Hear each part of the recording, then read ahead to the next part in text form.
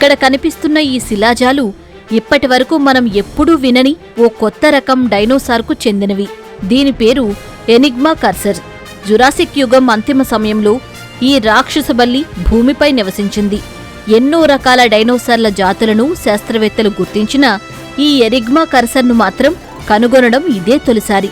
దీన్ని ఇప్పుడు లండన్లోని నేచురల్ హిస్టరీ మ్యూజియంలో శాస్త్రవేత్తలు ప్రదర్శిస్తున్నారు.